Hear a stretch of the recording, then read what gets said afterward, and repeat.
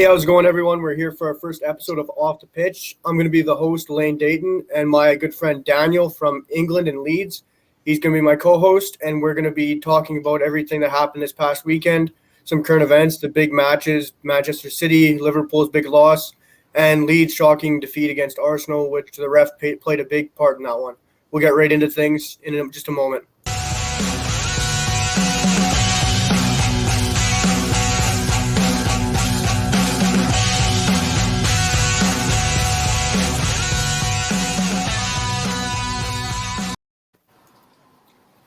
So, Daniel, Manchester City beat Tottenham 3-0. There was some big talking points in this game. What do you think about Gundogan's big performance in this game so far and what he's done this season? Yeah, Gundogan seems to have come out of nowhere this season. He's just a completely different player. I think he's gone from having like 2-3 goals last season. He's already on double figures almost now. He's taken over while De Bruyne has been out injured, and he's become a goal scorer midfielder, taking over in that. He's been unbelievable, I think, too. I think he should be in the German team for sure and not on the bench like he's been in the past. No, he'll be starting now, 100%. Oh, definitely. I think this is the player they bought from Dortmund that they've been waiting to finally show his form. They've been needing him without Aguero and De Bruyne. Yeah, absolutely. I think to say with the injuries City have had and they're still managing to score the goals, they've got Aguero and De Bruyne are out, and he's still no shy of goals from him. It's just outstanding from him. It's how Liverpool should have been this season. In my eyes, you champions, you come down, you take the injuries and you should get on with it, where City have and Liverpool haven't. I think City they've come back into the form that they've missed over the last season and maybe the season before. They're back on it now. Yeah, and when you think of a free-flowing attacking team, you think of City, but this year with Ruben Diaz coming in, they've hardly allowed any goals. They've been, 18, 20 games now unbeaten. They broke a record in English football. Like, who would have thought a Pep Guardiola City side would be allowing so few goals with John Stones at the back? Yeah, no, the clean sheets they've kept have been incredible. I think Ruben Diaz has come in, he's absolutely stepped up to the max. Defensively, they're so difficult to get through. The way they control the pitch, and then just with a 4 at the back, just the way they run it, it's just, I wouldn't want to play them again as a Leeds fan. We managed to scrape a draw at the start of the season. I dread to think what's going to happen when we next play them. Hopefully they might lose a little bit of run of form by the time we come round to it, but I doubt it. Don't look like they're giving up anytime soon. Yeah, I don't want to play them anytime soon as United with our back line. But Phil Foden's been off to a real fly lately. He's looking like England's next wonder kid. And you got Saka, but Foden looks like my favorite right now, especially with Greenwood slowing down. But what do you think of his form as an England fan and English guy yourself? Yeah, I think Foden's the next generation. Dare I go as far and say he could be the next Messi, the way he's performing at the minute. His left foot, right foot, anywhere in the midfield, you can play him. Kid's got pace, kid's got skill. As an England fan, I hope that we can have another couple of players around him that can support him and perform well enough for us and maybe win another World Cup for us to see it. He's performing well for such a young age as well. I'm pretty sure he's younger than me. It puts me to shame a little bit when you see kids younger than us coming up against now and performing Man City on more money in the last week than I'll probably be in the next 20 years.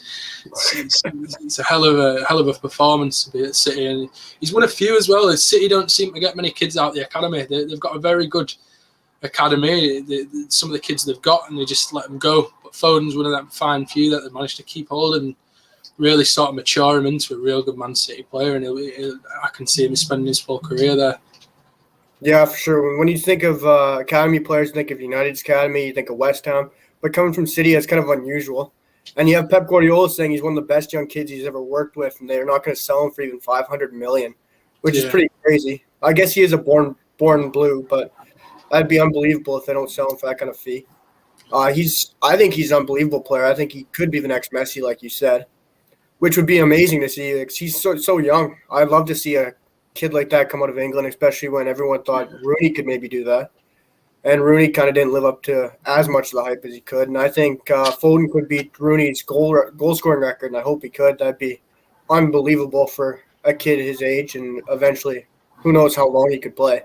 Yeah, I think with the dominance of Manchester City, I think it could easily be someone up there, Foden, taking over his scoring record, especially if he spends his full time there. Like you say, it's money talks in football. We all know it. It's one of them. I think if the right fee comes across, they'd be stupid not to sell him. But at the same time, as a Man City boy, they're in the Champions League. They're winning the league at the minute. He's got no reason to want to leave. I can't personally see him leaving, but you never know with the owners. If City it changes owners, anything can happen. But no, I do think he's going to be a Blue for a long, long time coming. Yeah, I don't see him leaving either, especially when you're being coached under arguably the best manager in the world right now, 100%. and one of arguably the best ever to be in the game, besides Sir Alex, in my opinion. And he's been unbelievable. You're getting coached by one of the best technical managers ever, in my opinion. And then you got amazing players around him. You're learning from players like Kevin De Bruyne. He's being taught by David Silva. I think that played a huge part in his development. Silva, in my opinion, is one of the best attacking midfielders to ever play the game. And it's coming from a United fan. Yeah. I think he should be higher up in the Premier League for best player to ever play the game. Fair play. Yeah, no, I think the squad City have got some of the players that they've been able to pull in. I mean, like I said before, money talks, and City have got a lot of that. But yeah, I do think David Silva's been an incredible player. The way he is on the ball, he's spent a lot of time at a lot of different clubs now, but he's just incredible. But I think for Foden, coming up around so many legends, you got Kevin De Bruyne, Aguero, Silva. I think Company was still there as Foden was just coming through the ranks. Like some of the tutoring that kid had, you can't get it. You can't get it anywhere else. You start off at a League Two club or a League One club, and you don't get that tutoring of the experience and the quality that's been brought up through Man City.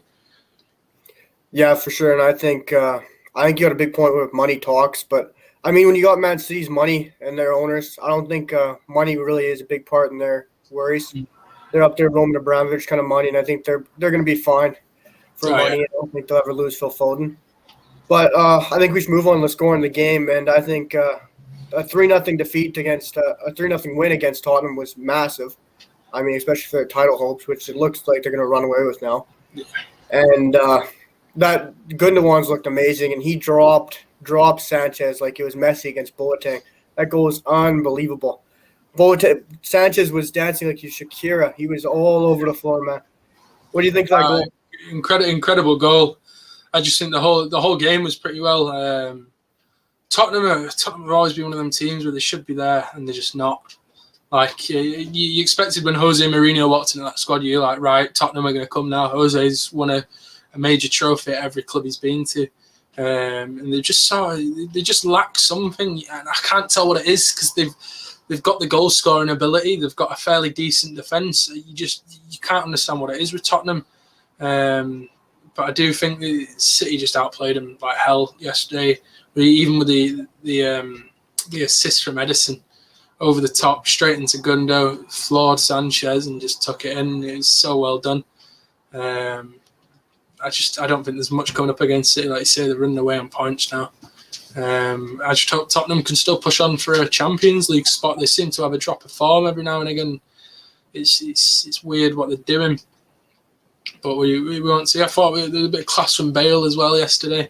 I don't think the bloke, since he's come back to England, has had enough game time. When he has come on, for me, he's shown a good bit.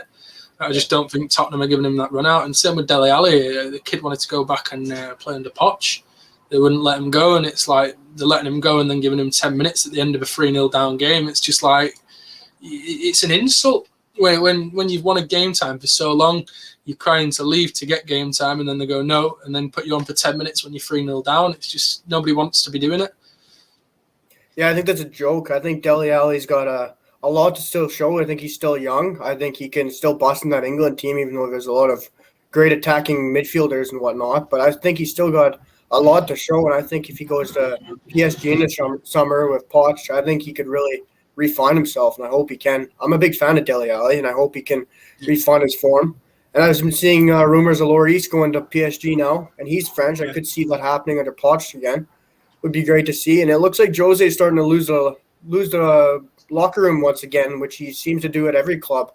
And it's sad to see because he's such a great manager, and it looks like he's losing his touch once again in the Spurs dressing room. Yeah, no, I think Jose's got I think the best way to describe him is unique. He's unique in his own way. Everywhere Jose has been, he touches something and it turns to gold. But we all know how that story ends and everything goes bad. He's one of them managers. I think he's got a winning attitude, and I think if he's not getting that win in with Tottenham's players, they haven't had anything for so long. I think they got close with the Champions League final the other year against Liverpool, but the form Liverpool were on, everyone knew they stood barely any chance. But I don't know, Tottenham's one of them teams. Like, how long can we see Jose there for now? He's not going to want to end his golden record of having all these wins and a bit of trophy everywhere and to nothing. But is he going to stay and is he going to go? It's hard to know. Yeah, so I just think they've got a good run of form. Every so often they just lose it. I think Jose, everywhere he goes, he touches something, it turns to gold. He wins trophies everywhere. I just don't know how long he's going to last at Tottenham. They need something, but they've gone so many years without anything. It's hard for them. I think they need a trophy, but is Jose really going to get it there? But is he going to give in and lose his clean record of everywhere he goes? It's one of them. I don't know how it's going to play out. Yeah, Jose especially a special one, as we can say. But, I mean, he seemed to win a trophy everywhere, and everyone thought Tottenham would win one, even with the awful football he plays. But I thought, even though we were picking up results and they were playing terrible earlier in the year, they were still scoring. Kane was putting goals in the net. Son was looking incredible like usual. I thought they'd keep it up, but then they just fell off like a cliff and down spiraled, and I don't know what happened. It was crazy. No, it's a weird one. I think Son and Kane were the first players to hit double digits. I might be wrong. Yeah, they were absolutely killing it. And I think for me that link-up's great. I don't know, there's just something about Son and Kane. I just don't think they quite fit in fully at Tottenham. I feel like they'd get so much more out of a game somewhere else. I don't know. Tottenham's one of them funny teams. The squad they've got, they should be title contenders. They're definitely the squad they've got. They're up there with Manchester City in my eyes with the depth they've got and the players they've got, but they just can't make it work. Yeah, for sure. And the penalty, we saw Ederson run up to. There's all the talk about them being terrible at penalties. We've seen them miss many this year. And we saw Ederson run up all the way to halfway for Bernardo Silva to tell him, no, go back. You're not coming up. And Rodri took it and put it away, even though Lloris almost saved it. Would you have liked to see Ederson take it? I know I certainly would have. I'd love to have seen Ederson take it just to change it up. No, but I did hear he gave David Silva some advice to Rodri. I think he told him to put it to the keeper's left. And Rodri ignored him, put it to the keeper's right, and thankfully it just managed to skip over Lloris's arm. I think it was unlucky for Lloris. He's got a good record at saving penalties from Man City. Not that one. Rodri just he put enough power behind it to just bury it over. Yeah, for sure. Well, it was a great game. I'm not a Tottenham fan, or obviously not a City fan, and sadly, Tottenham couldn't pick up a result and make the title race interesting. And we'll be right after this commercial break. We'll be right back with some more Off the Pitch.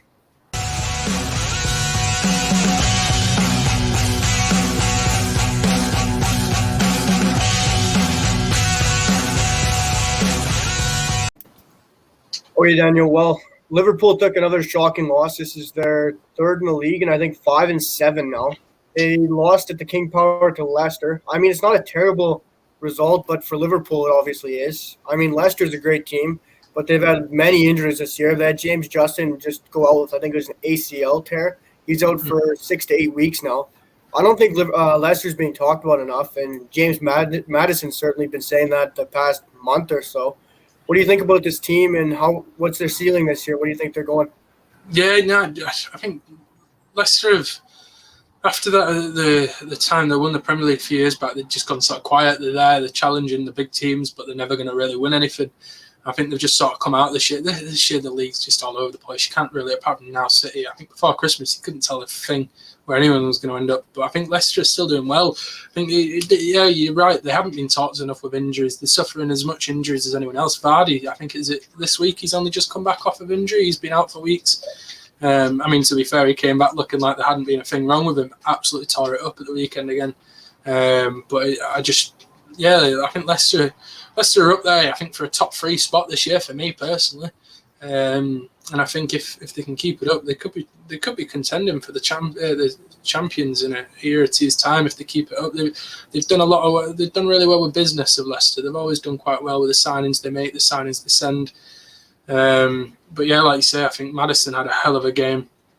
The suffering with Justin not being there, but they've filled in that position really well, and they're coping absolutely fine. I think they're looking strong. Yeah, he's another incredible English attacking midfielder. You got him, you got Grealish, Foden. The list goes on. And I don't know how they're going to fit all these midfielders in. You got to really work it around. But I think Maddison needs to be in this team. I think he's a tremendous midfielder. He showed it with Leicester. I mean, you're playing with Vardy, one of the best strikers in Premier League history, in my opinion. I think he has to be up there with the Wrights, the Shearers, the Henrys. What Vardy's done with Leicester has been next to incredible. Like, he's been top notch. Like you said, he came back from injury, and it looks like he's 22 again. Like, he's been unbelievable. To think he came from Fleetwood Town, like, that's just unheard of. Probably the best transfer in Premier League history, I think. Oh yeah, well they got him for what was it, £1 million pounds? And it's like a bargain of the century for Vardy. And this is like 21st century we're talking about. Yeah. And this is I couldn't believe he came for $1 million from Fleetwood Town. And at his age, it shows you can do it at any time from any league. Like, it's incredible. Yeah. I hope more players can make that leap. It's great to see, yeah. And Alisson had another shocker of a game. He gave away ran straight into Ozan Kabak. I don't know what he was doing. Second week, it's probably 3 goals he's given up now in back-to-back weeks, 2 against City, and now it's 1 against Leicester. Would you draw bring in Keller? It's hard to say. I think when Alisson's on his game, I think he is one of the best keepers in that league. He is an unbelievable keeper. I just think there's something to work in there in the changing rooms. There's something. Has he had a fallout with someone? Has he lost his head? You don't know. It's a weird one because he made the 2 poor mistakes against City last week, and now this week he looked to kick his own player. I mean, we're no crowd in there at the minute. You can sort of hear him shouting a little bit better. There didn't seem to be much communication between him and was it Kabak? Yeah. There didn't seem to be much communication between both of them when they're running back for the ball. One of them should have got to it. There's no excuses for that. It was an easy ball to defend against because both of them messed it up. It allowed Vardy to come in.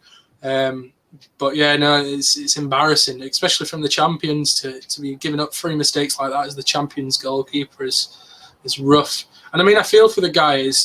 They always say your goalkeeper's only good as his best defence. He's got a little bit of his two usual central defenders are out lately. He's having to deal with kids, and I don't think Liverpool have made the right signings in this window. I think they should have looked at signing a stronger centre back to sort of just help them out, even if it's just one. They're not looking to replace Van Dijk or Gomez at all, but they're looking to look after that position until they're back to full fitness, and they've got to look for someone better. It's a hard one. It really is, but I do think the communication for that goal was just appalling. One of them people should have shouted for it and said it's mine. As the goalkeeper, you listen to your goalkeeper. He's got a better view of that pitch than you have as a defender. If that goalkeeper shouts it's mine, Kovac should leave it. But then again, if Alisson hasn't shouted it, why has he gone in when he can see Kovac's there? It's the 2 things you got to balance up, and it's rough. It's rough. Yeah, it was terrible communication. Like, it's schoolboy stuff. You learn that when you're a kid. Like, it's simple stuff. And I like you said about injuries. Like, Liverpool fans and Liverpool community has been complaining about injuries all season, all January transfer window. And they go out and get a Davies from Preston, and they get a guy Kabak who's playing. Yes, he's a good prospect, but he's playing for the worst team in the Bundesliga. They're getting relegated. They got hardly any points. Worst defense ever almost in the Bundesliga. Like, you're trying to replace Joe Gomez and the best center back arguably in Premier League history, top 5 at least, and you go out and bring a guy from Preston and Schalke. I just couldn't understand what they're doing there. Like, you got to have some better investment, I think, than that. Yeah, no, I think Van Dijk, he's probably, this generation, he's arguably the best in there, the way he plays the game. We've seen before, he doesn't often go to ground. He's a very strong standing defender. But it did, in the nicest way possible. It was pathetic, the reaction from the Liverpool fans to start off with. I'm trying to remember which player it was when they scored a goal. He lifted up his shirt, and it's like, Virgil, we're with you. And it's like, the guy's not died; he's just taken an injury. He's out for a few months or a season, and he'll be back. I mean, he might not be as good as he ever was, but he's not going to be poor. It's not his physical ability with Van Dijk most of the time. It's his knowledge of the game. It's his way he knows how to run the game. But yeah, the way they were acting is like he's dead. And then when Gomez went out, they're all like appealing to get like umbrella payments on whatever they call them. And it's like, get on with it. Every team has to do with it. That's the perks of having a good academy. I mean, I'm a little bit biased to Leeds fan, but I'll say it, like Leeds United have got we haven't got amazing centre-backs in the academy, but we've got enough centre-backs where we can cover. We've got 3-4 centre-backs out on injury at the minute, and we're still absolutely fine. I mean, apart from a loss at the weekend, we're still doing pretty well. Yeah, for sure. And, I mean, talking about the injuries, look at Leicester. They had probably even more injuries than Liverpool. 8 first-team players out. James Justin goes out. You don't see Leicester complaining about it. James Maddison came out saying, why aren't people talking about us? But, I mean, good for him to stand up. Like, Liverpool fans got to look at the rest of the league and understand it's not just them. But 100%. Liverpool keep conceding lots, or even a few, but they don't score anymore. Like, these champions were known for their free-flowing football under Klopp. They're scoring Salah, Mane, Firmino, and they goals have dried up. But you still see Salah scoring, but it's just not enough. And you got Leicester's unreal 7 minutes. It was a crazy game. I think Liverpool have had a rough couple of weeks, to be fair. They've had Man City, who are just absolutely on form at the minute, and now Leicester have got an unbelievable attacking force, especially with Vardy coming in back off injury. You know they're always going to be pressing that back line. But I do think it's hard. I think Firmino, the goal that Liverpool scored at the weekend was absolutely unbelievable. I think Firmino's little bit of play to get the ball out to Salah was incredible. And I think Salah he's still got that foot on him. I just don't think they're taking as many chances as they used to be for myself, personally. I don't see him taking some of the chances that they used to do. They just don't seem the Liverpool we saw last season. I know a lot of the Liverpool fans will say, it's because we're missing Van Dijk and Gomez. But your defence is your defence. When you get up into that final third, you should be seeing the same stuff that they were last season, and you're just not. Yeah, I don't understand how they complain about their centre backs, but they still can't score. And some of them are making excuses like their centre backs have a problem with that because Trent and Robertson can't ball them on. But let them ball them on. You still got Henderson and Fabinho back there. Kabak's back. Just let them go. Let them play their football. But I think Liverpool suffer from not having an attacking midfielder. Definitely. It's one of them. They've always. You're probably right. They have suffered from not having an attacking midfielder because all you see when they play them now is you've just got Robbo and Trent coming in. Robertson's good, but he can only do so much. And for me, Trent's one of the most overrated players in that league. He's very good at what he does, but he's not a defender. He's got a half decent cross on him, and that's all he's got going for him. He'd be better off as a midfielder, and even then, he'd still be overrated in my eyes. But I think they are suffering from not having that attacking midfielder at the minute to sort of run things in midfield, and they're just praying to get a cross in all the time, and they're not playing enough actual football. Oh, yeah, like Trent can't defend. We've seen it over and over. Like, even against Burnley there, Dwight McNeil sent him back to Anfield. Like, it was awful what happened there. Like, the man was on the ground. And McNeil's no talented footballer. He's okay. I like him, but he's nothing special. Anyone who plays for Burnley isn't special. And, like, they've lost to Burnley and Brighton. Like, they gotta pick it up. You can't score against those two teams. It's embarrassing. No. Like, I don't know what they got to do now. But United dropped more points once again. They're still slipping. 1-1 draw against West Brom. We saw their West Brom's newest signee, Diodne, score a nice header, arguably a foul on Lindelof, in my opinion. Might be a bit biased as a United fan. Lindelof was terrible in the air once again, like he always is. As a Leeds fan, what do you think of this result? Or what do you think? I said to you near the start of the season, I said Man United have got a good run of form, but they're just not consistent enough. They'll end up dropping it, and it's proven West Brom, one of the teams in the relegation zone, one of the teams that you're looking at, and they probably are going to be going straight back down to the Championship. It's rough. I mean, anyone can beat anyone in football. It's the joys of what comes down on the day. But I do think it's a rough one. I think the header to start, I do think it was just a well-played goal. I think there was enough in it both ways to just have it 50-50. Goal scored, let it go on. I do think the Bruno Fernandes goal that was scored was incredible, and Bruno has shown his class once again. But I just think after West Brom scored that goal, they just sort of sat behind the ball, dug in a little bit. But I don't think Man United looked at the best. I thought West Brom was still able to get quite a lot of counters off. There was one or two where you looked at it and you're just like, how's he not scoring that? Same bloke that scored the header, he's come on and he missed so many opportunities, and it was either unfortunate or he's absolutely poor. It's hard to tell at this stage, but I think it's one of those. They should have been scoring more, and in my eyes, they were unlucky not to have beat Man United in that game. Man United just looked so poor. But we all know Man United, what they're like. They'll come back from it. They'll come back stronger, and they'll get on another win streak. It's how Man United play.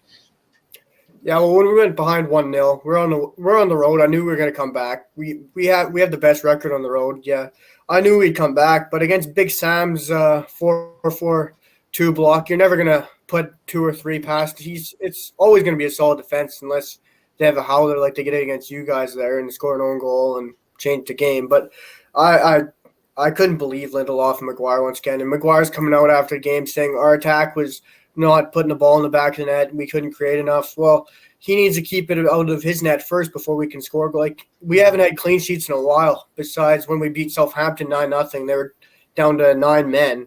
But, I mean, Maguire and Lindelof have been god-awful all year. Besides when Maguire plays with Bailly, because then he has some pace beside him, because Maguire's slower than me and you put together. Like, he's so bad.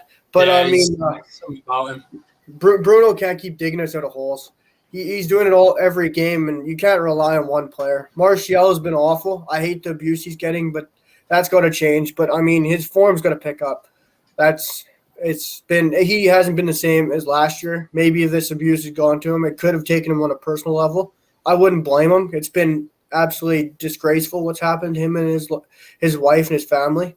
I'm not sure what you think about this coming from England if you see what's happening, but it's been disgraceful. No, it's not been great. I don't know. Man United they've just got something there. I think, like you say, Maguire's just not been looking great. I think he was a waste of 85 million for you. Like, don't get me wrong, he's a good signing in himself, but for 85 million, you could do a lot better. But like you say, he's not quick enough. I think how many times has he played players on side lately as well, and it's just like he's all over the place. I think so. Yeah, since coming back off the holiday that Maguire had, he's just not looked the same. And don't get me wrong, I didn't rate him too highly before all that, but I think coming back off that, he just hasn't looked great. I thought he seemed to moan a lot after the game as well. He just didn't sort of take it as, we played poorly. He was in the interview after the game, he was just like, we should have had a penalty. He was just moaning about that for 5 straight minutes, and then he was moaning about something else with the players, and it's just like he just couldn't take that. Just had a poor performance, and West Brom knew how to play you quite well. I think you were lucky, in fairness, to get a draw out of that game. Don't get me wrong, like I said, Bruno's goal was absolutely incredible, but I do think it was a lucky draw for you boys. We all know what Big Sam's like when he comes into a team. He is good at keeping sort of teams in the league. Don't get me wrong, I don't think he's going to do it at West Brom now, because as much as he'll stop him from losing, he's not going to get him winning anything anytime soon. But I do think, Man United have just got, I think Martial's just on a poor run of form. Like you say, Bruno can't lead that team by himself as good as he is. You put Messi and Ronaldo together into a League Two team, they're never going to make them Premiership winners with that same club. You've got to have a full squad. And it's just the joys of football, really. It's someone's out of form, especially in a team like Man United, you're going to notice it and it's going to hit you. Yeah, I think like you said, Big Sam's always going to get a result. He knows how to come to any stadium and pick up a point or a win and just take the points and keep a team up. But like you said, I don't think he's going to do it with his West Brom team. I mean, I'd like to, because it's Big Sam. Everyone loves a bit of Big Sam. He's a funny bloke. But, I mean, his team's too weak at West Brom. And I think United, it's obvious that we're 3, 4, maybe 5 players away from winning this title. I mean, we're good challengers, but City's going to run away with it, obviously. We're a right wing, a center back, a defensive midfielder away. When you lose Pogba in the summer, things are going to change. But I think Ole massively got out-tacked against Big Sam here. I think he should have changed things at halftime, change it up. And you saw his inexperience come into play a bit. Yeah, no, I do think it's just Man United, give them a couple of years. If they can get that form, if they get all the players on form, they have got one of the strongest teams in that league, as much as I hate to say it as a Leeds fan. Especially in going forward in attack, they have got one of the best attacks in the league. They just can't get the form with it. I think Rashford, in a way, is doing too much with all the feeding the kids stuff back in England. I think he's doing too much with it. I think it's distracting him from his play a lot of the time. Don't get me wrong, what he's doing with the feeding the kids stuff is incredible, and all respect to the bloke. But I do think it's taken too much away from his playing. I think for me, De Gea is maybe getting a little bit past it now. You need to look at getting a decent enough covering. Don't get me wrong, De Gea is still absolute quality. But I do think you're looking to the end of his era now. Is Henderson really strong enough to step up yet? He had a good season at Sheffield, but can he do it at Man United? It's a completely different play. But I do think, a couple of signings for you guys in a couple more years, I think you can challenge again. You will challenge again. Man United are their name in the Premier League. They've got the most history there, arguably, out of every other club. You're going to be there again. Yeah, of course we will. And I think, touch on Rashford, I think always had a big part to play in his performances. I think he's played him on the right too many times, just because we don't have the right winger and can push Martial out there to find some form. But you got to leave Rashford on the left, and when he's been on the left, he's been unbelievable. He's up there with Bruno numbers right now, but not an assist. But he's scoring a lot of goals. He's adding some assists with it. And he just needs to keep up form. But we're going to take a short little break. We'll be right after this. We'll talk about Daniel's Leeds team and their shocker in the weekend. Right after this.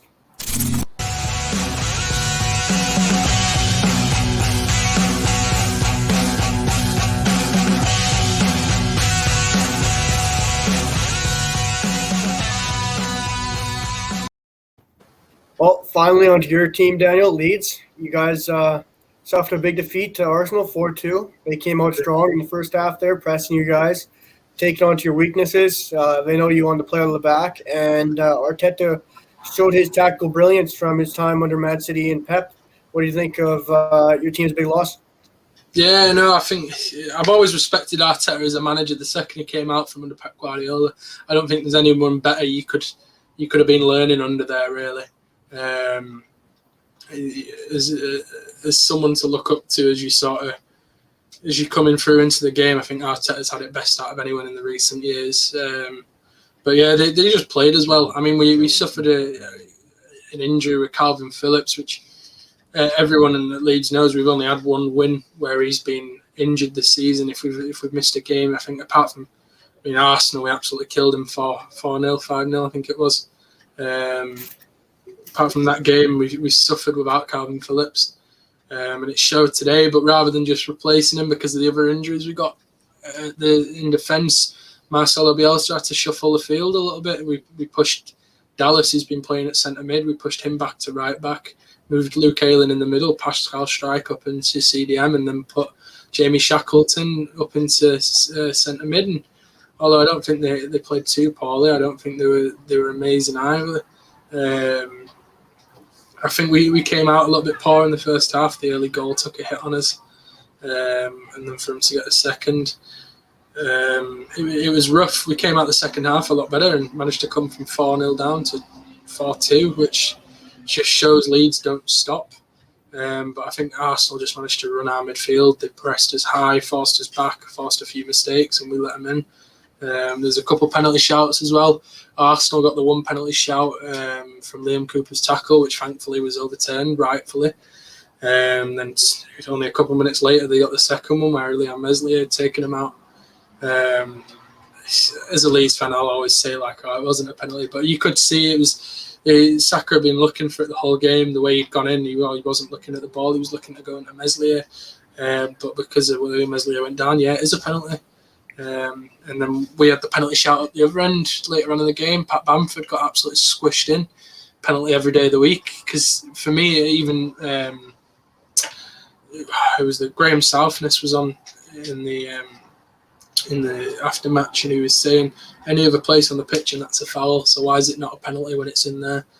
And this is the thing, and I just feel like there's not enough consistency with referees, and you shouldn't always blame a referee, but the referee yesterday was awful. Any 50-50 went Arsenal's way. Leeds got no decisions, no yellow cards towards Arsenal. and it was rough. Like there's just no consistency. Like Pat Bamford a few months back got an offside because his arm was pointing to where he wanted the ball. His shirt sleeve was offside. But then Pascal Strike shoulders a ball onto the ground yesterday, and it's a handball. So if you can score with that part, why is it a handball when he's shouldering the ball down? And he got a yellow card for it. And there's just no consistency. What was the other decision that we had? There was another awful decision, and it was just like the referees. There's no consistency in the game. Another one for me is if a penalty has been said, right, that's not a penalty because he's dived. Why is the yellow card for diving then? I don't think there's enough yellows getting given for diving because we're seeing so many players abuse it lately. Jack Grealish, I'm going to use him as an example because he's my most hated player in this league. I think he's won something like 90 plus fouls this season. Yeah. And it's like the fact that just shows you the next player down had something like 30 or 40 fouls that they'd won. And it's like that gap there is just ridiculous. And how referees aren't seeing that he's obviously looking for the foul all the time is a joke. I think football has just become it's become too soft. You can't have even a hand on a player anymore without a player going to ground. Which game was it? The weekend? Was it the Leicester one where they had the hand on the back of him and it got given a penalty? And it was just like, how there can be a penalty shout for just having your hand on the back of someone and it go to a penalty. There's just no give and take in the game anymore. There's no 50-50 tackles where you can put your body on the line. But yeah, no, the big one for me is just no yellow cards going out for diving. Like Jack Grealish only had 5 yellow cards all season, but 90 fouls gained. Surely he's falling for a lot more than that as well. So why is there not more yellow cards just getting shown for people? And I mean, I'm going off topic from Leeds now, but it's just the consistency with the referees that is bugging me. Don't get me wrong, we lost that game to Arsenal yesterday. We didn't come out strong enough. And I will always say that I'd have liked for us to get back to 4-3 in the second half. Leeds battle.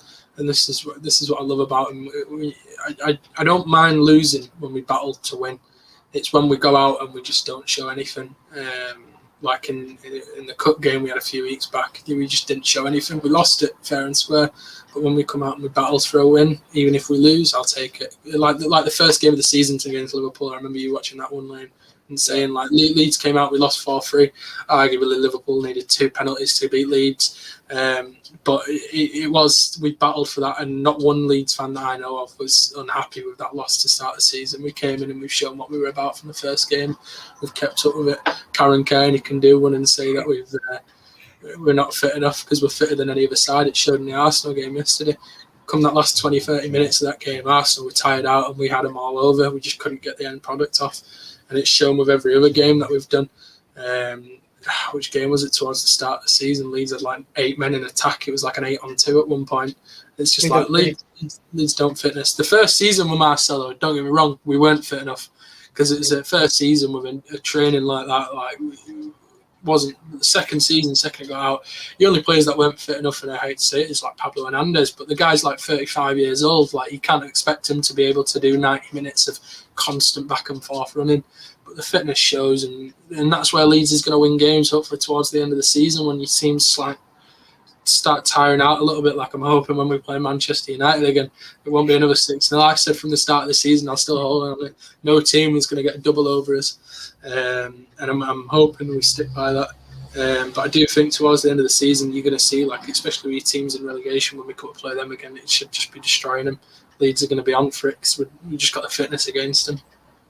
Yeah, for sure. And about fitness for Leeds, I remember you guys going for Bayern Munich youngster Joshua Zirkzee. I think it was last January.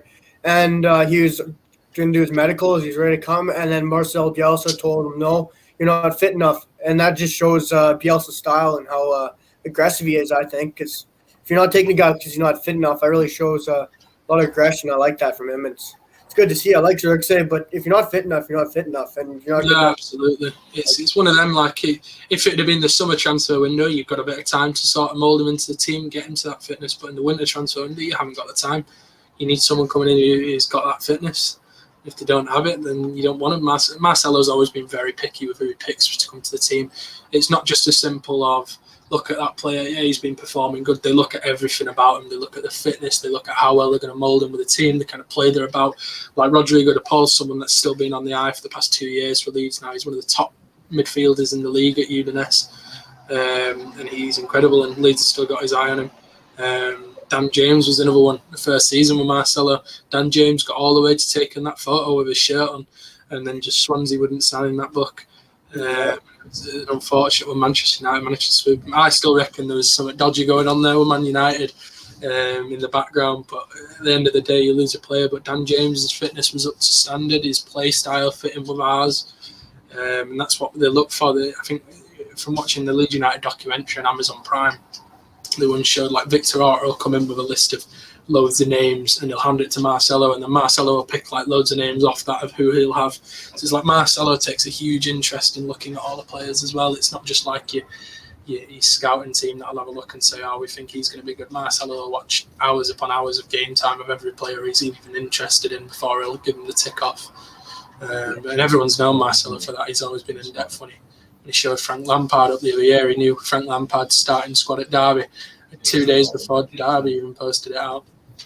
It's just how in depth Marcelo goes. It's what pays off. It's worked for him, as we've seen. Like in the Championship last season, we absolutely destroyed that league, and now we're coming up into the Premier League, and we beat Leicester the other week 3-1. We drew with Man City. We challenged against Liverpool.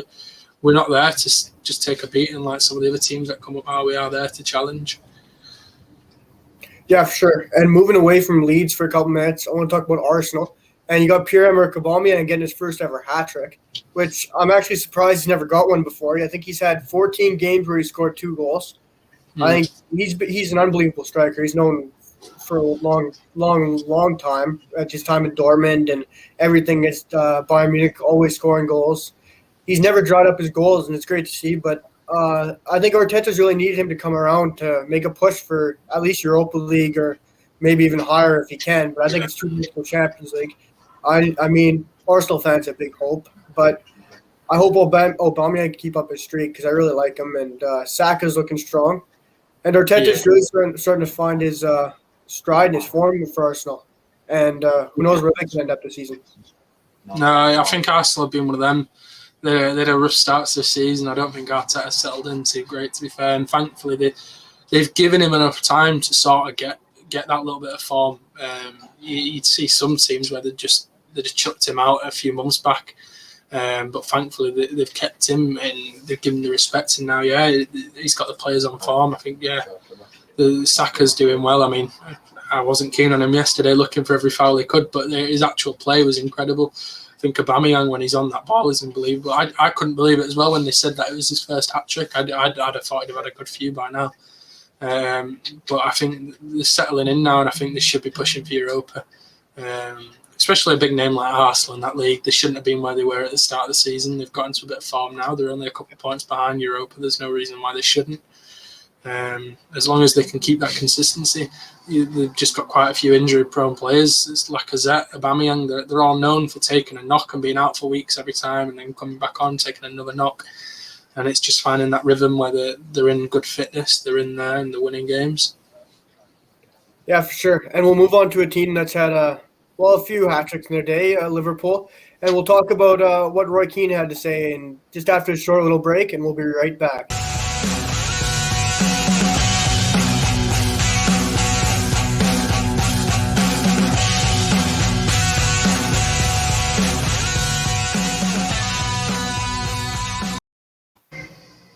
All right. Well, Roy Keane came out this past week. I think it was on Sky Sports or something. That Liverpool have been bad champions. I mean, personally, I think they really have been terrible champions. I think they've been worse than almost every champions. I think a couple weeks ago it came out they've had a worse point total than any other team, any other champion at that current week. I don't remember 3-4 weeks ago maybe, but they've been on the downside ever since they lost to Burnley at home. And I think he really does have a point here. I mean, a lot of Liverpool fans have had backlash to this, and they've been arguing it back. But what do you think? Do you think they've really been bad champions this year? Yeah, no, I'd have to agree with Roy Keane. The man talks sense. Yeah, they haven't been great champions. Don't get me wrong, they have taken, like we said earlier on, they have taken a few injuries, and it does take a toll. But they can't just blame the injuries. The way they've come out this season, you wouldn't think they'd won the Club World Cup 2 seasons ago, and the Premier League last season, it doesn't look like the same team. I just don't know what, like I said earlier, I just don't know what's gone on with him. That's just sort of made him drop his form. You can't blame the defenders. There's just something. And yeah, they have been bad champions. I think their expected goals per game has absolutely dropped. I think they're less than like 0.8 at the moment or something like that. And it's just ridiculous for a team that's to the extent they won as well last season. It wasn't just like the other season where Man City had won it by a few points in. I think it was 4 years ago. They'd won it by an extensive distance, and to be where they are now it's ridiculous. God knows what they're doing, and they've got to do something big, because otherwise it'll be another 40 years until they win another Premier League title. And it wouldn't surprise me, but we'll just have to see what happens over the next season or two and see if they can come back for it now. But yeah, they have been bad champions. Yeah, for sure. I mean, you had Liverpool fans last year. They're talking about how they're the greatest team to ever be in the Premier League, how they're so amazing, how they're just unbelievable team. You mean they won by such a great point total? But I mean, my opinion is because the rest were so bad. I don't think they were so good. I think City was obviously having a rebuilding year. You notice that. United, well, we were obviously always first full season. Arsenal, Arteta coming in. Frank Lampard's playing with kids. Tottenham, Jose's coming in mid-season, whatnot, all that change. So you had your bigger contenders all rebuilding, whatnot, new coaches, new team. And Liverpool really didn't have that kind of contest that I think City have had the past couple of years, which really showed their dominance. But, I mean, Liverpool fans talk about how this is the greatest team ever. I think that's kind of a laugh. I mean, you won the Champions League in another season and the Premier League another season. They're acting like they won the double, which never happened, which all Liverpool fans are kind of bragging that up, but I don't understand that. Yeah, in my opinion, they're not even top 5 teams to ever win the Premier League or to ever. Not even close. Not even close. I think they just had, like saying, they just got lucky. Man City were on a rebuild. Frank Lampard playing with kids because he had a transfer ban still. Don't get me wrong, it's not stopped him from spending a stupid amount of money since it's come off. But yeah, Lampard with the transfer ban, the kids. Man United were on a little bit of a downfall, like I said, first season with Ole. And I don't think the other teams in that Premier League were really much contenders at that time. They've had it easy. You couldn't even compare them to City's squad now. You couldn't compare them to the Bayern squad that's just won the Club World Cup. There's so many squads that are so much stronger than last season's Liverpool. Don't get me wrong, they were a good squad. The way they played, they did go well. But like you say, they were playing against weaker sides in that league. Not to excuse them, but plus, as much as I hate to say it, 'cause Leeds got promoted as well. They've won the league off of water breaks every so often, so the fitness of the players is helping with that. The extra couple subs they were able to use in that league, the depth they had last season, so it helped them out. Don't get me wrong, they still won the league, and well done to them. But you couldn't compare them to some of the teams that have been in the past. Some of the Fergie teams at United, Pep's Man City, Pep's Barca. Bayern now. I'd even argue some of the old Leeds United squads would probably be better than last season's Liverpool. It's nowhere near the best squad ever. Yeah, I agree. I don't think you can compare them to the treble winners, 99. But the Arsenal Invincibles, I don't think they're talked about enough. Like, they're top 2, top 3 in my opinion. You got the Centurions, and then you all these amazing City teams that have won it now. Leeds teams, you said. You got I think there's even some better Liverpool teams, in my opinion. I don't think this is the best one. Yeah. I think they spent quite a bit of money. I don't think that's talked about enough. Yes, they spent a little bit, but there's still splash money on Alisson, Van Dijk. Spent enough on Salah, Keita, Fabinho. They still spent money. I understand they brought in Robertson, Wijnaldum. That's great coaching from Klopp. But I do think he's overachieved quite a bit. And I think good on him. He's done a great job. Hurts as a United fan to obviously say that they've won the league, which has been first time in who knows how long. I don't think I was alive back then, or I don't think I wanted to be alive back then, and I'm glad I wasn't. But who knows, maybe Leeds will probably win it before Liverpool do in the next one anyways. I'd hope so. I think the only thing that's going to let Leeds down is we need to get another manager. I love Marcelo and I wouldn't want him to leave. I don't think he's going to stay. I think he'll probably do one more season. I couldn't see him staying any longer. He's already spent more time at Leeds than he has at any other club. It's just one of those, I think, but I do think Leeds probably will be up for it again before Liverpool are. The squad they've got is just, like you say, it's good, but it doesn't compare with some of the other teams that have been. Yeah, for sure. And talking about Marcelo wrapping up his time at Leeds, I think we'll wrap up our first episode. And I think it's great to end on talking about how bad Liverpool have been and their great title challenge and how they've been this past couple of years. But it's always fun to talk about how bad Leeds Liverpool are, and always fun to talk about Roy Keane. But I think we'll Yeah. wrap up there. It's been a great first episode. Thanks, Daniel, and I hope we'll see everyone next Monday and for another great episode of Off the Pitch. Have a good one. See you next week.